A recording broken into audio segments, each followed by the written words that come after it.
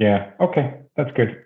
I think we wanted to play this one safe because I have a Mac, and then Jarmo, for example, is using a PC, so there won't be any craziness happening in the in the PowerPoint. So, but the PowerPoint for this is for like a base on how to start talking about things like this. But I think that it's very open discussion first of all. So for everybody, welcome on my behalf. Um, and now that we're talking about communication and storytelling, I think there's as many versions of all of this than what we are as people. So I cannot give you like this is how it's supposed to be done, but I can't also say that that should not be done or could not be done.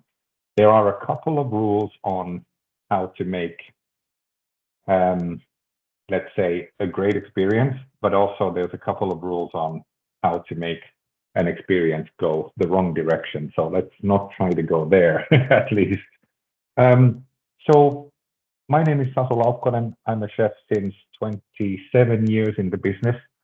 Um, I've been doing big restaurants, small restaurants, privately owned, huge companies with lots of restaurants. I've been very hungry in my sort of professional life to maybe experience as much as possible and learn as much as possible. And one of the most important things kind of coming to this communication thing is that there's one thing that we always tend to forget, and that's the internal communication. So now what I'm talking to really for this, let's say 45 minutes or less or more, depending on how many questions we have. And I really want this to be open communication. So please just raise your hand over there if there's anything you want to participate or tell a story or just ask anything. So when I was still in restaurant school and we had our head chef training, we had to kind of make we had to make like a final Jarmo, how should we say this, like lopputyö. So the basic idea of it is that you gather information and present something that you feel, well, I at least felt that it's like a problematic thing. And I wanted to dig into internal communication within a business. And what I did was in a very big restaurant, 180 seats. We were many in the kitchen with a terrace and bars and nightclubs in the same building. And when I actually folded in the ready-made papers and everything, they actually got mad at me because they said that we haven't realized that we've been communicating inside the building, inside that business so badly. And this is one of the things that's really important when you start to talk about human relationships. Here we would today talk about the relationship between a farmer or a producer and possibly a chef or a waiter, waitress. Also the communication that sounds kind of impossible that a bartender and a farmer could talk together, but why wouldn't they be able to? The common interest here is what connects all of this. Um, and and for a thought, I think it took a week, and after a week at my workplace, they started talking about the things that I had noted. They were only notes. I didn't tell them what to do, and I didn't tell them that this has to be done better. I just kind of wanted to realize where the problem lies and why doesn't everybody know what we're doing?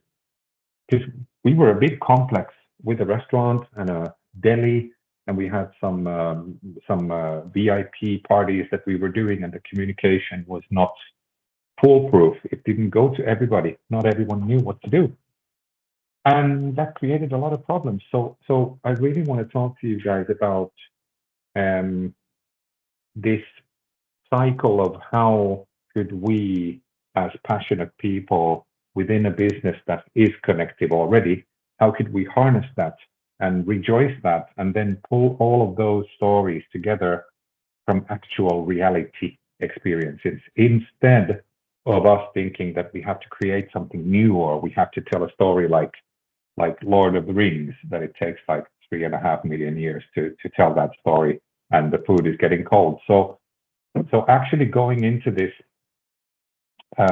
I wanted to upscale the title a little bit, saying how to communicate and tell stories, but also kind of between farmer, chef, and guest, how to tell the stories and create an incredible guest experience, because this is where the power of the cooperation, in my opinion, lies. Now, Jarmo, we can go forward to the first slide.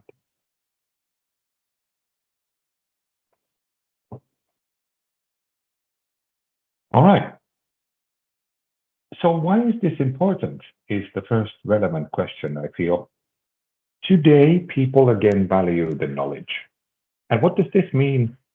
With my years in the business, I remember so many years in Helsinki, for example, working at restaurants, where people were not so interested about where the ingredient comes from or who has farmed it or why does it taste like it does, or even if it would be a vegetable from our own farm at the restaurants, like in this picture. This is me, my hand, and my vegetables from my garden. And still not everybody was valuing this. And to tell a story, I think it's relatively easy when it's based on experience. And almost at this time when this picture was taken, I need to tell you a story because I feel that all of us in the Nordic countries, we kind of have the same history from especially outside the big cities. We have people who eat food for fuel. It's like the truck drivers. They don't care if the ingredient is from this farm or that farm. As long as they have enough to eat and the food is good, they're happy. So someone would call them, I don't know, people who are not so interested in food. Let's put it this way. So I'll tell you a story right now. And at this time, when we had our own farm, it was 2 hectares to run at the same time as I'm having a restaurant and I have a family at home. So I'm trying to juggle between these things. And I wake up 6 in the morning, although we actually start service at 6 p.m. So I go to the farm to pick unwanted weeds and pick the carrots that we use that night at the restaurant. And when I come over from Sipoo, which is a long way from here where I live, so I go to the farm and come to the restaurant. We wash the carrots. We make a first dish out of the carrots and fresh cheese that we have been making at the restaurant. And the first person, this older man that I take this portion of food to with the carrots and the fresh cheese, he looks at me and he says, "What do we have here?" And I said, "Well, actually, I was at our farm in Sipoo this morning, and I told the story of taking the daughter to daycare, and I went to the farm and was doing a lot of things, and I found these beautiful carrots from there. And now after washing, we use the greens for this part of the dish, and we use the carrots like this and that and that. And then we've made this fresh cheese out of milk from that farm." And he looks at me and he says, "You're very proud of what you do, don't you? Aren't you?" And I said, "Yeah." He says, "It shows. But you have to realize one thing. They're still just carrots." And that kind of led me to a space where I was like, well, yes, it is true. They are just carrots. And this tells a lot about the passion that you have for what you do. And it's undeniable that the passion shows, but we have to remember not everybody values.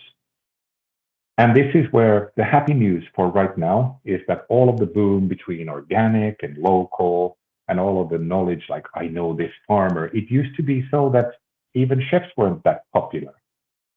I don't know if you guys remember that time, but I remember it pretty well, where chefs were just chefs. It's just a cook, bring the food, come on, let's go.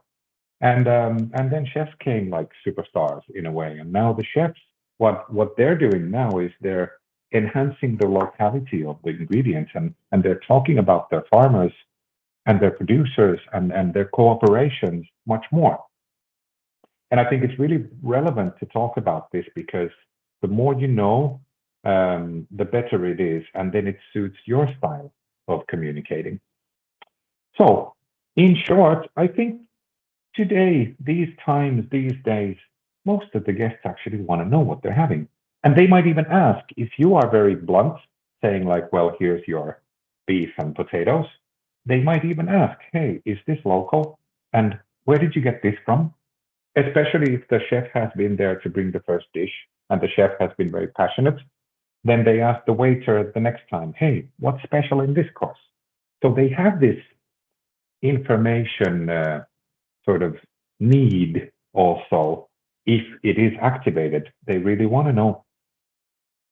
So how I feel from the restaurant side is that the cooperation between a restaurant and a producer, it can really fulfill the concept of a restaurant. It can be that key link to make that restaurant shine because of the choices that have been made. But also for the producers to get to be known through this because they're on the menu. It says that this is from do farm. It also helps their business because the more I in the restaurant, for example, would know about that farm, that yes, you as a private person can go there to shop. There's a lot of people who want to go to a farm and get to know where the produce come from, even if it's produce for themselves, for home. So it could help their business to open up for local communities much more than just the farmers market or however the produce is normally bought.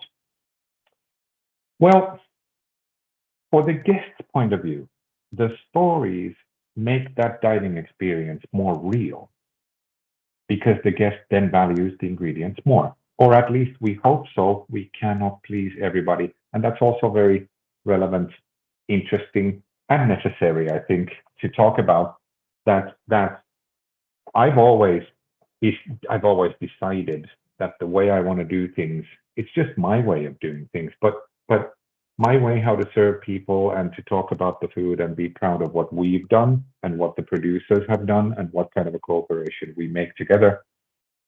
For me, it's always been the same for everybody. But then there is a side of people where you might see them kind of going like, okay, their expression on the face looks like, could you please stop? Then of course, I'm talking a bit more about the adaptation than next, but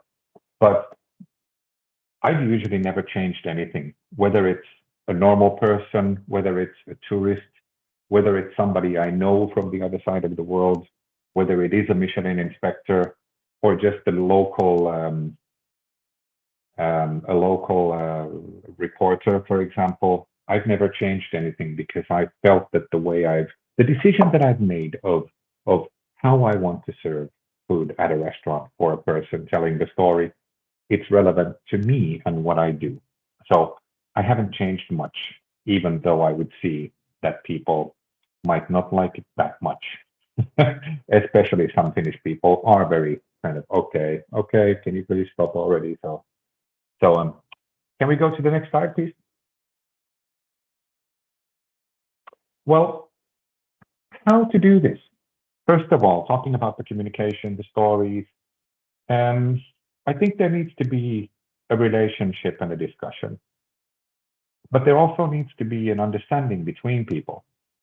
So now talking about a producer and a chef, if you never meet up, if you never spend time together, if you never help each other in what each one of you are doing, I don't think there will be a really relevant discussion or a good relationship. And at the least, I don't feel that there's going to be an understanding. And this is something I've seen in this business a lot. Just as an example, I have just come on Saturday from Vaasa. And from Vaasa, there's a boat going to Umeå and back and forth. I was on that boat in the kitchen to motivate myself on a future to come training for that staff, which I was asked to do. And I think it was amazing to see that the chef from the boat, he was really, really proud of having so much local produce. Oh, this is from here near to Vaasa in Finland. And then these products are very near to Umeå. We have local farmers over there, local fishermen. And then he also mentioned that I just took some wild boar to a smokery it's quite close to where I live. And now it's on the boat being sliced for the buffet table. And this is amazing. And then I said, well, have you been talking to these people? And he said, oh, but I don't have that much time, so it's just the phone call, like, what do you have and what can we use? And then I thought, oh man, even though the people using that boat back and forth are maybe not in for a culinary experience, they don't book the boat trip for a culinary experience. But even if they would know a little bit more than the tag in the buffet saying smoked wild boar, I think it would be worth $1 million. So I already know that when I'm going there after 1 week, the first thing that I have to start with the chef is that how could they enhance all that they're already doing? How could they communicate it better to the guests? Because they are already doing things maybe much better than some other boats are, and they still cater for 200 people minimum on one way and 200 back. So, and summertime, it might be 600 people that eat food at the boat while they're traveling 3.5 hours one way. So there's a lot that can be done, but it does need a relationship between the producer and the chef to be able then to communicate. And what happens when you have a relationship is that you start discussing also other things and you start sharing things that might have happened that affect the produce. But if you don't have a relationship, you never get to these stories that lie beneath. Imagine what a story became from my own farm, for example. We had planted 150 cucumber plants. And I mean, my restaurant was tiny. So our idea was to raise cucumbers and start selling cucumbers from our farm to other restaurants.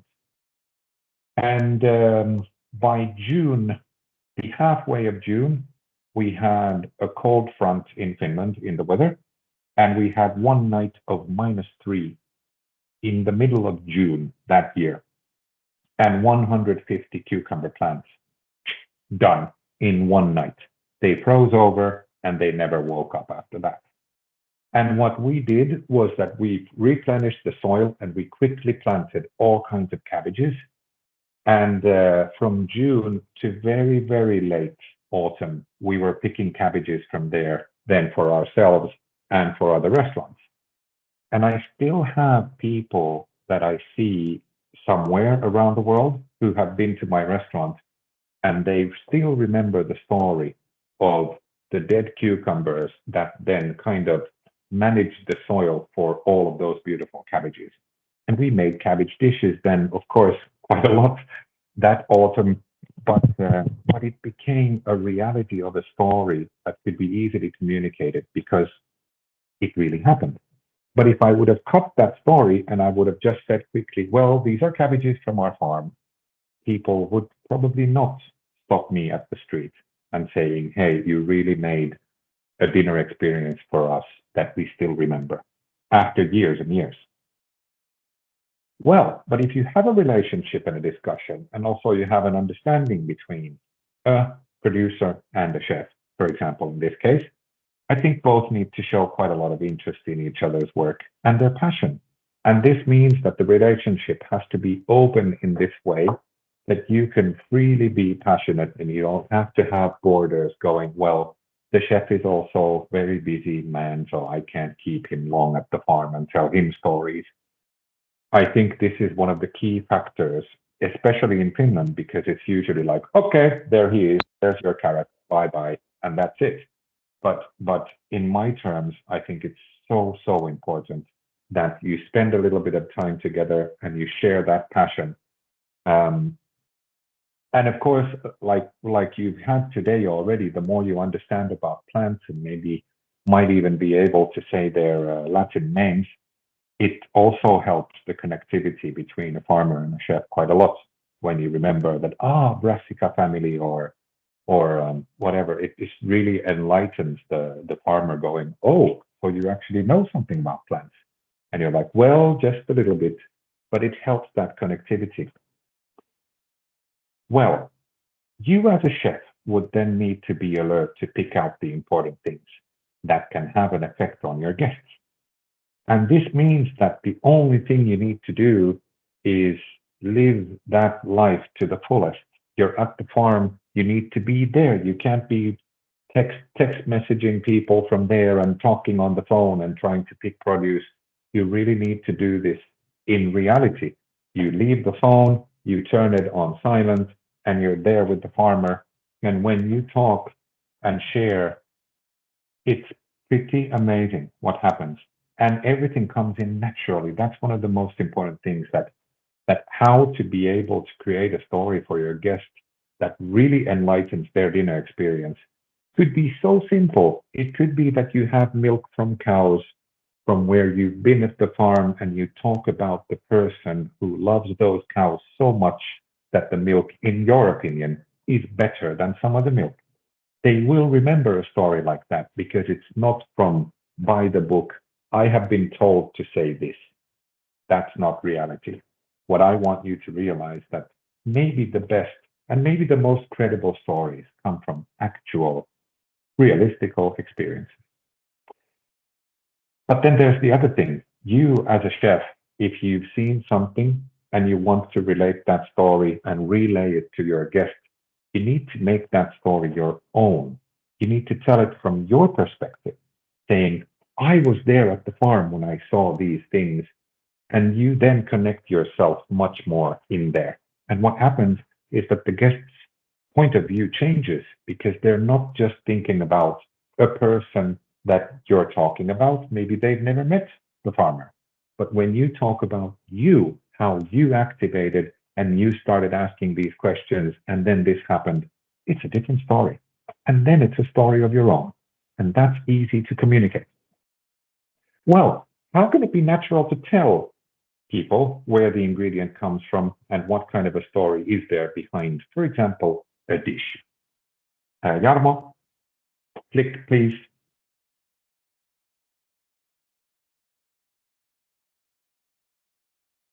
Well, it's always easiest to talk about something you know about. So the cooperation has to be real. I think we've touched that point already. Actual happenings told as stories are a highlight to a guest. And this is something that I've seen so many times. When they actually look at you and they say, you were there, and you say, yeah, yeah, of course. And when you're that open and you tell something that's already happened, I think it's just so easy. You don't need to create anything from scratch and try to, even usually actors have quite a little bit of liberty with like outside the script to then harness that character. But the easiest thing for you guys is that character is you, so you can talk about things very, very easily in this case. Well, to be yourself is quite important, as I would note. I was just on morning TV on Sunday yesterday, and I was doing some tips for people for home with knives, how to store them and how to sharpen knives and what kind of knives are there and whatever. And I think it was so funny because um, there was a woman who studies people's brains, and it was amazing to listen to her just before I was on live TV. Um, and it was amazing when she came to me after my little snippet on the air, and she said, "You are so natural on camera.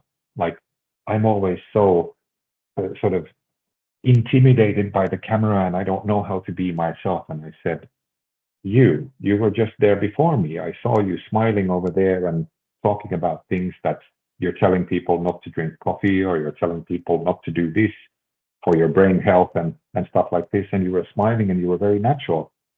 So it's funny because I just made a huge decision long time ago that I'm talking to people, so there's nothing to be too fearful about. And then when I went on camera the first time was crazy. Yeah, I mean, I went into this mode that I couldn't say anything, and the cameraman said, "Well, don't talk to the camera. Talk to me. I'm behind the camera." So that unlocked the fact for me. I mean, I've been outgoing always and very social, but not that social and outgoing. So this cameraman, he kind of saved my life because I've been working on TV quite a fair bit afterwards, and it's been very easy to talk to the person behind the camera. So I believe in a fact that natural is key. If you are yourself in front of people telling a story, they will always believe you. Next slide, please.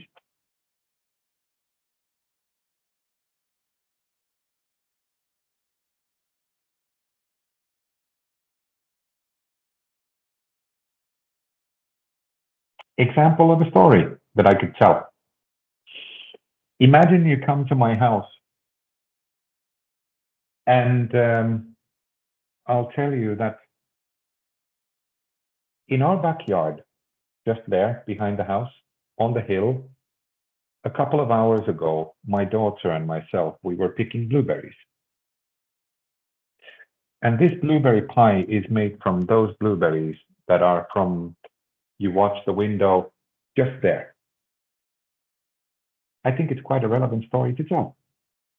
But guess how that blueberry pie tastes like when you taste it, that you know that this child labor has been used. Because, I mean, kids this age, and especially mine, she really had a bit of energy going. So it was just a little trip to the backyard to pick those blueberries. And when you eat a pie like that, and you have the knowledge about, oh, these guys have actually been out there in the nature picking these, it has a very special taste and a place in your heart that it's not just blueberries from a freezer from somewhere and or a ready-made pie. It has a special place. Next slide, please. Or another story where my daughter and myself were picking blueberries, where the first picture is from, was our earlier apartment. And now this is from outside my current apartment. And I think most of you would know what this is. We're talking about rose hip. And the rose hip berry can be used for food, but there's a really, really beautiful aroma in the leaves, in the petals, the flower petals of hip rose. And when I go to the restaurant, I would pick some of those from just outside my house, and then I would jump in the electric car and drive over, and then we would make a sorbet and have it with raspberries. And when people say, well, where do you get roses from? And you tell the story that, you know, it's really easy for me because I'm lucky that we have these rose bushes just on our yard. It has a special flavor because it's, first of all, it's you who picked them. And then second of all, they're quite local. And then they're also quite wildly growing. And people have always been looking at them going that they're really beautiful flowers and they have this amazing scent when you walk past them. And now it's a flavor on my plate. So it connects all those dots together.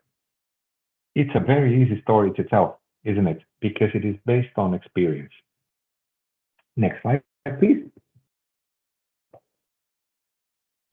Well then,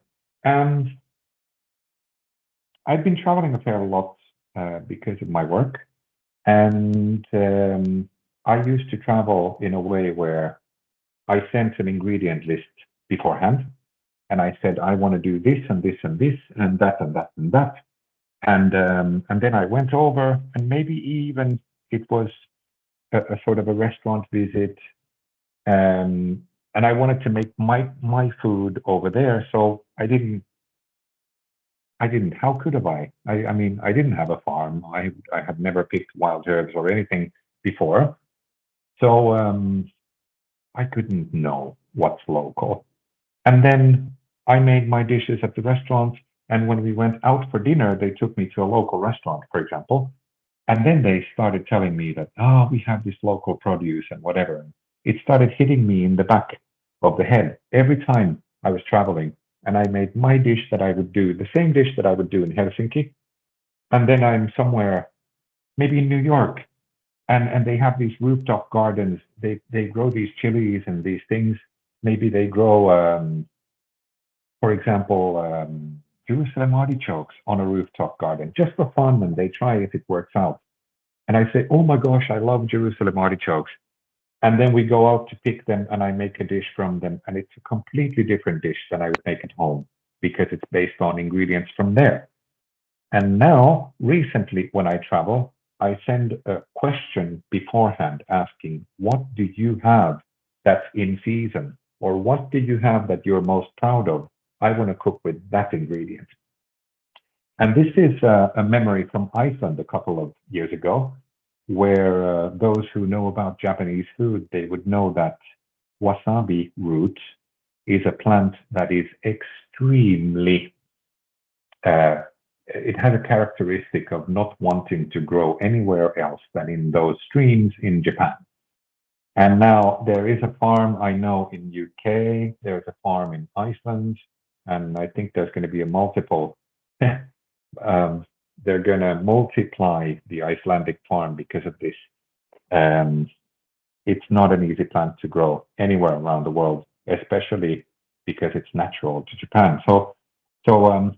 But the water in Iceland somehow and the temperatures can be sort of geothermally taken care of. So they have this amazing farm of Nordic wasabi over there. The company is called Nordic Wasabi.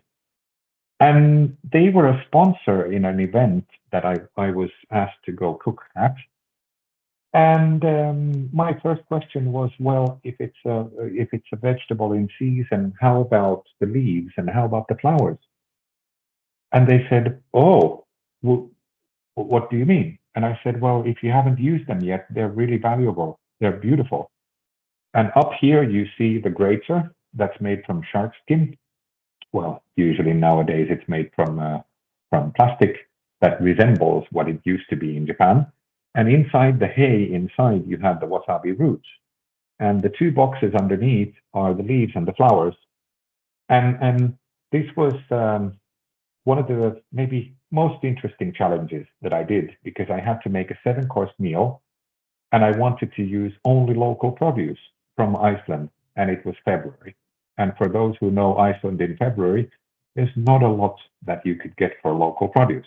So we had to dig and dig and dig, which made us make a starter. Well, my decision though, we made a starter with tomatoes and Nordic wasabi and seaweed. So, and then we made multiple dishes so the next 3 dishes were all from cod, because we were using every part of the cod separately. The cheek, we were using the tongue. We made one dish with the fillet and the smoked head and so forth. And that made it quite a local menu, I must say. We were using Icelandic lamb with locally roasted coffee, for example. And for dessert, we were using herbs from a geothermal greenhouse with locally made chocolate. And I think this made it all the more worthwhile that we had a million phone calls back and forth before my flight to Iceland, that they found the produce that we could use. And most of all, that none of the other chefs in that event wanted to make a local menu within those maybe 5 to 6 days that they were over there looking at Iceland and going around. And I mean, it was amazing and it's one of my dreams that wherever I go, I could then cook with local produce. And that tells a lot about what has happened to me since I started cooking, where I cooked exactly the same way as everybody else. You know, using foie gras and green apples here in the middle of Helsinki and stuff. And now I'm only thinking about what's available right now. The harder it gets, the more challenging it is, the more I like that challenge. Then next slide, please. Well, then again, we need to understand that not all of us are that outspoken. Not all of us are crazy social people and babbling about like I am. So are there any guidelines for people who aren't that sort of creative in telling stories or that outspoken? Well, how about if I assess it like this?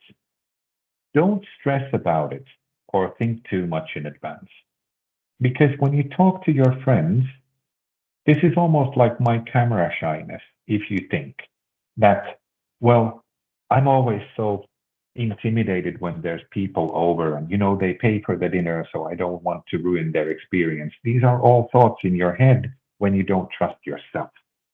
But imagine if you have a table full of your friends. You would then say, hey guys, we were at this farm and blah, blah, blah, blah, blah. And it's a natural story that you tell in your own way without stressing it in advance. I think it works out.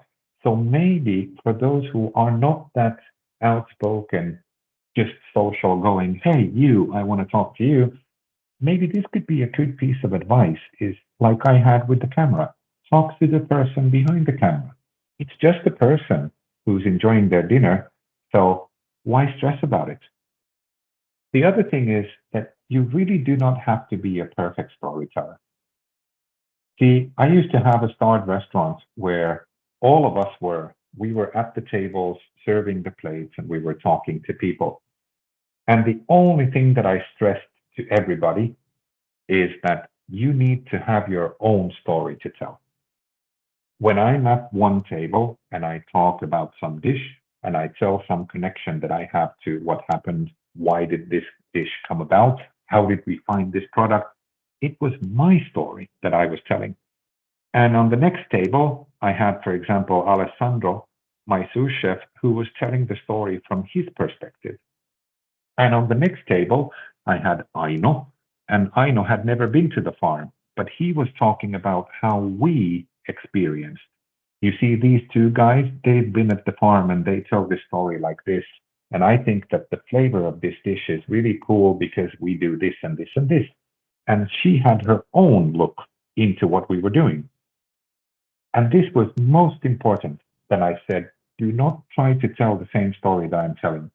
Tell it from your perspective and don't stress about it. You don't need the perfect story. You don't need to be, it's not that you can practice because when you talk about things from your own perspective in this way, then it comes out naturally and it's based on experience. Also, then remember to focus that you want your guest to feel most comfortable. I mean, I've been at these dinners where somebody has to bring a dish to the table. And you know what? I feel sorry for a person who has read the brief and he or she tries to remember what it said on that piece of paper. And they're just so shy and they're trembling and they're trying to remember and they say, I'm sorry, I don't remember anything else. And then they just run away. And I feel so sorry about the fact that maybe something is missing there and it could be easily motivated with, for example, these pieces of advice that we've been talking about until now. And making the guest comfortable is maybe based on just fact. How do you feel comfortable? You feel comfortable when people are just acting normal, being themselves, and then you can be yourself too. So maybe that's one of the good keys on how to adjust when you're fearful. Oh my gosh, I'm not such a good talker. This would be an easy way how to kind of rethink how to do this. And then the connection brings depth to all the hard work, you know, the connection from the farmer to the chef, the connection from the chef to the guest. All of the hard work that the farmer has been doing, it's already in that story. And then all of the hard work you guys have been doing at the restaurant to make that dish like it is. It, it's all the depth you need. You don't need to start from when the cavemen started making caves, it's too far. So the connection I feel is one of the easiest sort of lead players in how to communicate. And then the best thing, tell the guests what flavor to look for and see what happens. This is one of my favorite things, is where I didn't even realize it after I started getting lots of feedback from people that came to my restaurant to eat. And they said, I've never had a chef who tells the story about an ingredient. Where does it come from? How is it modified? What you guys do and what the dish is supposed to taste like. That's also one part of the story, is what you do at the restaurant to a carrot to make it taste like it does. And when you tell people that, we make this vinegar from ingredients, and now when you add it to this dish, it kind of tastes like coffee. And they can connect. Or you're using fennel in a dish and it tastes like licorice. Tell them that there's a slight licorice flavor. It's incredible how the connection is made then, where they go, ah, I found the licorice flavor. Yeah, yeah. And then they feel that it's more relevant why you are communicating with them and talking about the dish. And it also makes you very proud of what you do. And that's always a good thing. Next slide, please.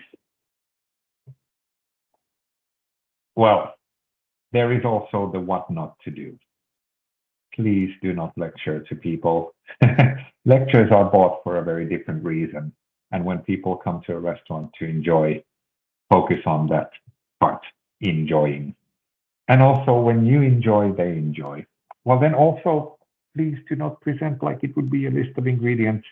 This is one of these things where I just I don't know how to explain it, but I feel like I should jump up from the table and take this person behind the door and say, open up and tell your own story. You don't have to read what was on the paper, you know?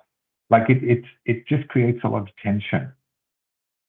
Well, also, please don't look at the ceiling or the walls. Please look at the guests. And then I have this Italian, this behind it because it's just so important to look at the people that you're talking to. And if you are shy, you can look every now and then. But even every now and then is better than looking at the ceiling or whatever. Even though you would feel intimidated, maybe it's a chef you're talking to or whatever, and you really respect that person. The more you look in the eyes and you are yourself, the better it gets.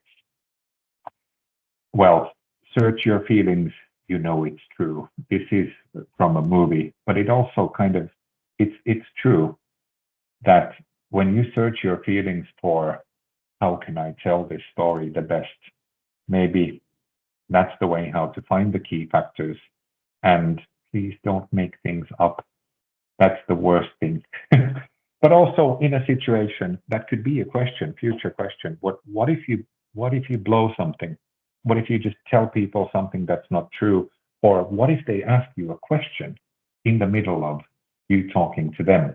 That's also super interesting. And when that happens, and if it is a question that you do not know the answer for, what do you do? Do you say, like it's usually, sorry, I need to go to the kitchen and ask. That's maybe not the best approach. Well, what do you do then? Maybe you say, oh, I'm sorry, that's a really good question, but I'm not an expert at this. Would you like to know? I can ask the chef. Or would you like to know? I can ask the farmer. And this is the key factor of being natural again. So you know it's true. And if you can see and feel that the other people would like shorter versions of the story, adapt, shorten, tell the main points, they are enough. And this is also kind of going back one slide in thoughts to how do you operate if you're not so natural at speaking to people. The main points of what we're serving here in this dish, that's the most important thing. And if you really want to cut things to the shortest version, they have to be honest things. You say, these carrots are from the farm in Sipol. Sasu has been picking them up this morning. We've cooked them like this, and they taste like that. That's enough. That's already kind of being proud and telling what you are doing, which is part of the story, right?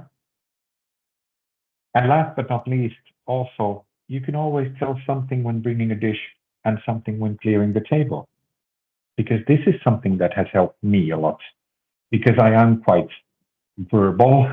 I like to talk a lot and I like to go in depth in the stories and things. And especially if someone asks a question, I don't want to present a very superficial answer like, well, they're good, or I like that farm. That's not enough. If you are asked, why do you use this farm instead of the other one, there is a real reason to it. And and this is something that doesn't then delay the restaurant experience for others, because, for example, at my restaurant, we were serving everybody at the same time. So if I talked very long at one table, then the other tables had to wait for the next dish, for example. So I cut it into two parts. And when I knew that in that corner, we have a table who really want to talk a lot with me. So then I talked a little bit when serving the dish, and then I talked a bit more when clearing the dish. So then you can also kind of separate these things so that you don't have to be there with that lecture for long. Now then, last slide is actually a question to you. Oh yeah, there. This picture is from our farm where the cucumbers that got gone wrong and the cabbages that we grew are just behind that line. So this is Christina. Christina was she was with us for 5 weeks from Perho culinary school in work practice, and she was so excited about the farm that she wanted to put her free time, her own time, into looking at what we do so that she could get better stories when talking to people at the restaurant. And here she is with our beans. And you can imagine that when we took those beans to the restaurant and cooked them that night for people, she had her own story to tell from them. But the cabbages that we grew are just behind her. You see the line? The line over there was to help separate the cabbages then that was from the dead 150 cucumber plants. So we had kale and we had curly kale and we had cauliflowers and all kinds of different brassica plants that we grew then from there. And they made a gigantically great story.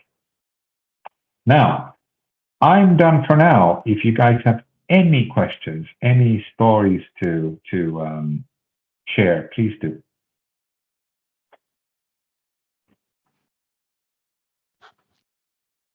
Any questions, comments here in Finland and also Denmark and Norway?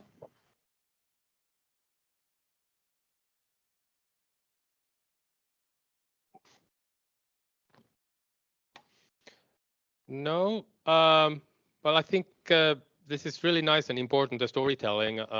And I remember a few times when I had a dinner at your restaurant, Sasu, I remember them because of the stories. And I think what was really nice because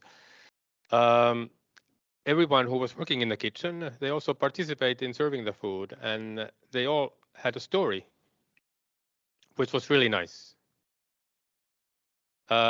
And I think those are the moments that you remember after the event. And that was one of the events also when I had this dinner in New York at Pulu Hill at Stone Barns. And well, it was 12-course dinner.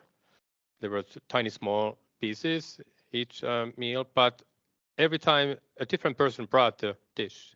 And that was also beautiful. And I remember the whole moment because everybody had such a simple story. Some of them told about the way the vegetables were grown and how they picked them themselves, or some of them just told what ingredients were on the plate and what flavors I should try to look for. And I think this is something that we should also try to practice when we are trying to serve the food. And one of the events, Sasu, you probably know also this, is the Food on the Edge event in Ireland. Mm-hmm. And yes. I was quite lucky to be participating in this last year. And the next year, this event will be in October, Monday the 21st and Tuesday 22nd of October. And this is a great international event about sharing stories, different types of stories. There's farmers, producers, teachers, entrepreneurs, many different types of people. And what connects them is food and the stories within the food. And I think, Sasu, you were also part of the beginning of this Food on the Edge event, right? This is true. This is unfortunately very, very true. And yeah. The thing is that the very, very first Food on the Edge festival was organized in Ireland. And I was there talking about a dream of mine that happens to be this project, what you guys are doing right now. And I said I have a dream of connecting chefs and farmers so that there would be a better future. And now, last October, Jarmo was talking about the project over there on stage, and it was amazing to kind of get to close that circle. So what JP McMahon has been doing with his team is been connecting chefs and farmers and entrepreneurs and everything possible, from bloggers to superstar chefs. We're talking 3-star world #1. They're all there, and they're all there to share stories about from their own country or from their own perspective. And each year there is a theme. And the theme last year, which is one of the biggest reasons why I wanted Jarmo to go there, was storytelling. And last year, all of these people were there to talk about storytelling, which I find to be quite interesting, right? And you can imagine there's been quite a lot of stories shared within those 2 days. So each person going on stage talks for 15 minutes about things that are really relevant. But in my 10 years of this festival, I have to say I've heard quite a lot of 15 minutes that have been really effective. They have been really, really, really interesting, and they've affected me as a professional quite a lot. Yeah, absolutely. It was a really beautiful event, and thanks for getting information about the event and giving me opportunity. I think this is something that all the people who are working with the food should participate at one moment in their life. Yes. I highly recommend this because it's a place where you are also able to share your passion towards the food. And I think all the people who are working with the food in this event, they also want to take care of the planet and thinking about ways to cook and produce food sustainably. I think that was also a big element with all the speakers who were participating at the event. And when you have this amount of people who have this passion, it's incredible. It gives you more and more inspiration and energy to continue with this important work. And yeah, my speech was about AgriCulinary project, and there were lots of interest towards the AgriCulinary project. And we're very glad that we have opportunity to pilot this program with you guys, students here in Finland and also in Denmark and Norway. And they showed lots of interest to see how could they be part of the AgriCulinary project. So I think we will be getting, or we already have been getting some questionnaires and connections to different people in Europe and also in other parts of the world. And they would like to also start some type of AgriCulinary project. And I think this is a good start. We have planted some seeds through the Food on the Edge event, and I think we will have more AgriCulinary ideology sprouting in different parts of the world. Question? Hi, I'm Perttu. Where's the camera? It's in there. Okay. Yeah. I'll look at the person behind the camera. But I'm also doing a BA in food production at Haga, and I was thinking of doing my BA or bachelor thesis on how the relationship of or nature relationship of chefs is hopefully changing.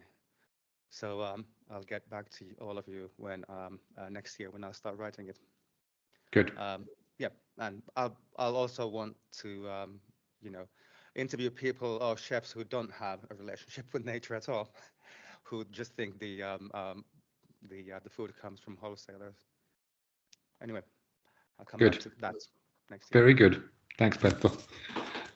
Very nice. Thank you. Any other comments, questions here in the classroom or in Denmark, Norway?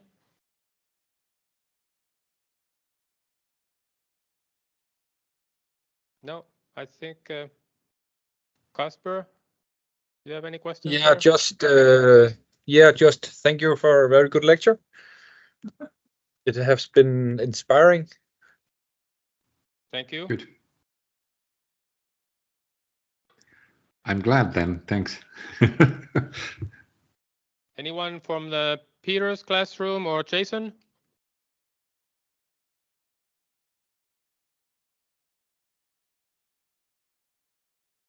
No comments. Jason, your microphone is off, but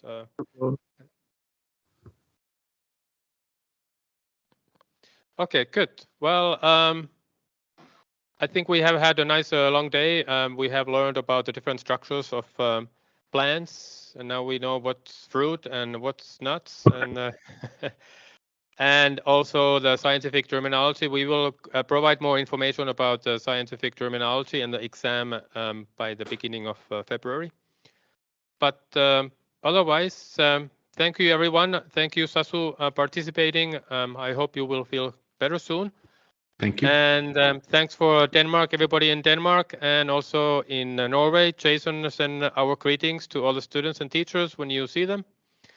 And I think we will inform everybody soon about the next collaborative webinar that we have in this springtime. Denmark and Norway will have their webinars later this spring. Thank you, everyone, and we'll see you next time. Yeah. Bye-bye. Thank you. Bye-bye. Thanks, guys. Bye.